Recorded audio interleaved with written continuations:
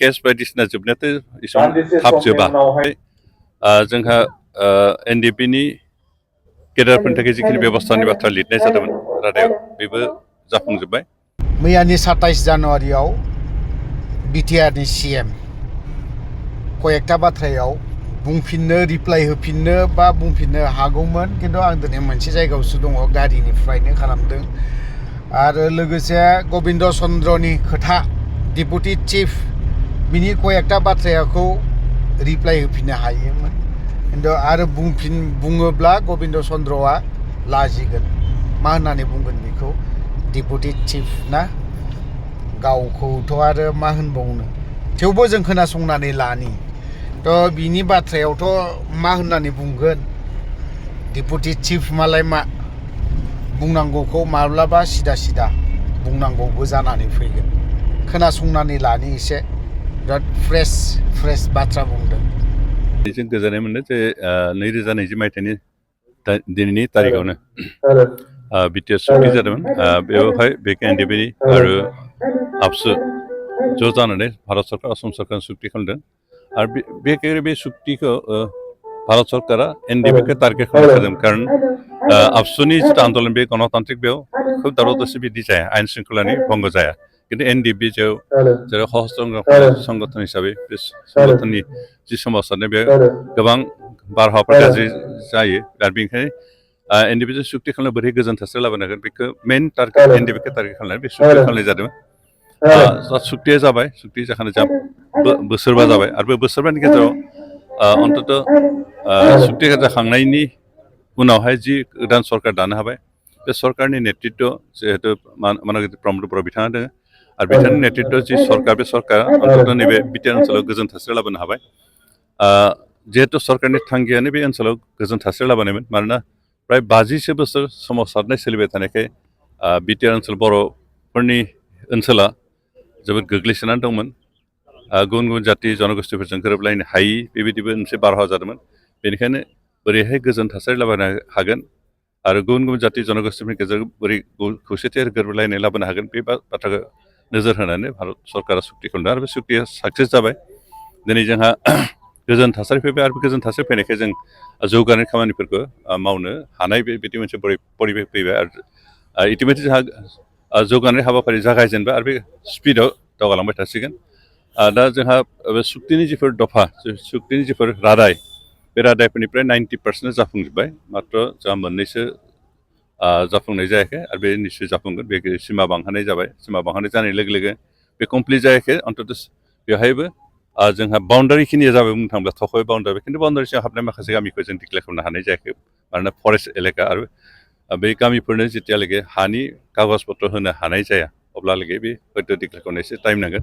खिन्थु बे इतिमধ্যे जोंहा प्रसेसा जागासिनो। बे जों आसा खालामदों हयथ' नेक्स्ट काउन्सिल इलेक्सननि सिगाङाव जों बेखिनिखौ कमप्लिट खालामनो हागोन। बेनिफ्राय जोंहा एनडिपिनि गेदेरफोरनि थाखाय जिखिनि बेबस्थानि बाथ्रा लिरनाय जादोंमोन रादायाव, बेबो जाफुंजोब्बाय।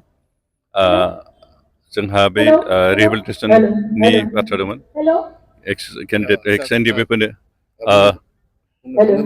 जिखिनि एनडिपिनि केसनि जिखिनि केस पेन्डिं जानाय, लोगोसेनो जेलाव थानाय, बिनि प्रसेसा दासिमाव माबायदि दं? जिहेतु 5 बोसोर आगान होबाय बिटिआर गोजोन गोरोबथाया।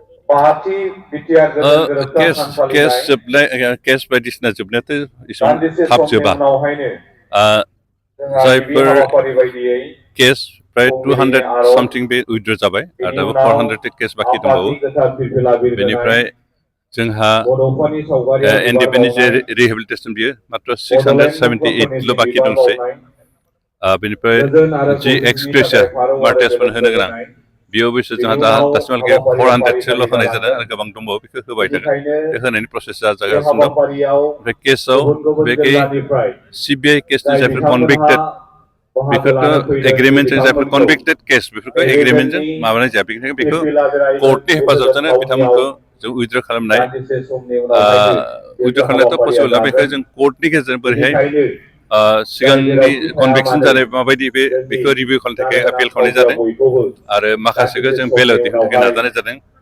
बेनिफ्राय जिफोर NIA केसाव हाबनानै दं बिथांमोननि गोबाङानो ट्रायल आन्डार ट्रायल जाबाय थादों आरो सानैसो जा कनभिक्टेड जानायबो दं दा बे NIA केसखौ जों स्टेटआव लाबोनायनि मोनसे प्रसेसखौ लादों आरो स्टेटआव लाबोयोबा जेनेरेल जिबायदि केस जेरै CRPC बा IPC नि गेजेरजों ट्रायल बेखौ बिसार खालामनाय जागोन बेनिखायनो अब्ला इजि जाहैगोन बेखिनि प्रसेस खालामगासिनो दं बेनिफ्राय कनभिक्टेड केसफोर रन्जन दैमारि आरो बिथांजों थाबोनाय माखासे जिफोर केस दं बे केसखौ जों किसुमानखौ बेलाव आरो किसुमानखौ रिभिउ खालामफिननो थाखाय केसखौ रिभिउ खालामफिननो थाखाय जों एपिल खालामनाय जादों आरो थांनायबो जा बेल माबाया पिटिसना रिजेक्ट जाबाय आरो जों बेखौ नाजाबाय थादों आरो इतिमধ্যে BTR सरकारनिफ्राय बेनि थाखाय जों जिखिनि खरस नांगौ कर्टआव बे गासैबो खरसखौ BTR सरकारनिफ्राय बहन खालामनाय जादों आरो बे कर्टनि जुगिदि खामानि मावनायफ्रा एसे मा नाङो एसे गोबाव जायो आरो बेनिखाय सम नांगोन बेखिनिखौ जों नाजानायखौ गाराखै जों बेखौ मावबाय थादों सार मोनसे खोथा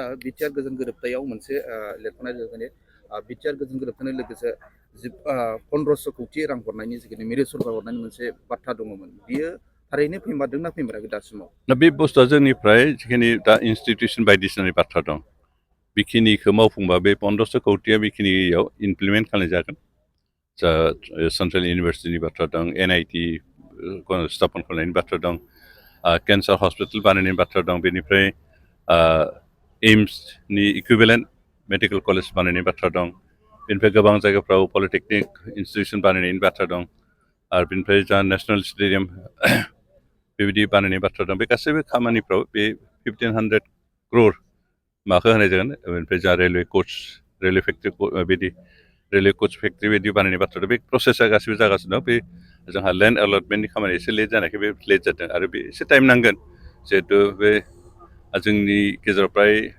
लार्ज एरियानि बे हा मोननो एसे गोब्राब आरो जिखिनि हा दं बेफोर गासैबो बिजिआर थादों बांसिन बेनिखायनो बेफोरखौ डिरिजार्भ खालामनानै एलटमेन्ट होनाय एसे प्रब्लेम जादों बेनिखायनो जों बेखिनिखौ मावदों आरो एसे टाइम नांगोन बेनिखायनो जों आसा खालामदों बे 1500 crore बेखिनि इमप्लिमेन्ट जानानै आरो जिखिनि एक्सारसाइज बे हयथ' अन्यान्य डेभेलपमेन्ट एक्टिभिटिसबो बाहायनाय जागोन सार बावैसो सान सिगां बिसमुरि हालामनि ब्रह्मपुर गामिनिफ्राय सासे एक्स एनडिएफबिआ हमजानो गोनां जाबावबाय दा नैबेबायदि थासारिया मानि थाखाय बे गाव गोरोन्थि मावबाथ' बे हयथ' एन्टि ससियेल एक्टिभिटिस इनभल्भ जानो गोनां ओरैनो हमनाय नङा हयथ' जिहेतु एग्रिमेन्टआव आर्मस होजोबनायनि बाथ्रा दं हयथ' महाबाबो आर्मस लाखोमाबायनोबो मा खारनाव हमजादों बेखौ जों मिथिया बे एन्टि ससियेल खामानिफ्राव एक्टिभिटिसआव इनभल्भ जादोंबाथ' हमजागोन एनडिएफबिनियानो जा सिभिलानो जा बेबायदि माबाफोर एक्टिभिटिस इनभल्भ जानो हागौ जों बेखौ क्लियार मिथियाखै बेनिखायनो हमजादोंबा निस्सय बिनि आन्दोआव माबाफोर थागोन नङाबा ओरैनोथ' हमजानाय नङा